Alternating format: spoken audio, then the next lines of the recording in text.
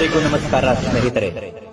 ನಾನು ನಿಮಗೆ ಯಾವ ವಿಷಯವನ್ನು ತಿಳಿಸುತ್ತೇನೆ ಎಂದರೆ, ನಿಮ್ಮ ಮೇಲೆ ಮಾಟ ಮಂತ್ರದ ಪ್ರಯೋಗವಾಗಿದ್ದರೆ, ಪ್ರೀತಿಯಲ್ಲಿ ನಂಬಿ ಮೋಸ ಹೋಗಿದ್ದರೆ, ಮನೆಯಲ್ಲಿ ಬಹಳಷ್ಟು ಕಿರಿಕಿರಿ ವಾತಾವರಣ ಸೃಷ್ಟಿಯಾಗಿದ್ದರೆ, ಅದರಿಂದ ಪರಿಹಾರವನ್ನು ಯಾವ ರೂಪದಲ್ಲಿ ಮಾಡಬೇಕು ಎಂದು.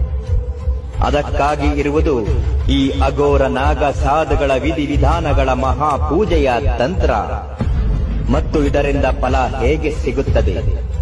ನಿಮ್ಮ ಮೇಲೆ ವಾಮಾಚಾರಗಳ ಪ್ರಯೋಗದ ದೃಷ್ಟಿಯಾಗಿದ್ದರೆ ಅದನ್ನು ಹೇಗೆ ದೂರ ಮಾಡಬಹುದು. ಪ್ರೀತಿಯಲ್ಲಿ ನಂಬಿ ಮೋಸ ಹೋಗಿದ್ದವರು ಅದನ್ನು ಹೇಗೆ ಹಿಂಪಡೆಯಬೇಕು. ಶಕ್ತಿಶಾಲಿಯಾದ ಮಂತ್ರ ಯಾವುದರಿಂದ ಸಿದ್ಧಿಯಾಗುತ್ತದೆ. ಇವೆಲ್ಲವನ್ನು ವಿಡಿಯೋ ಮುಖಾಂತರ ನೋಡಿ. ಹಾಗೂ ನಿಮ್ಮ ಯಾವುದೇ ಘೋರ, ಗುಪ್ತ, ನಿಗೂಢ ಸಮಸ್ಯೆಗಳು ಇದ್ದರೂ ನಮ್ಮ ನಂಬರಿಗೆ ಒಂದು ಕರೆ ಮಾಡಿ.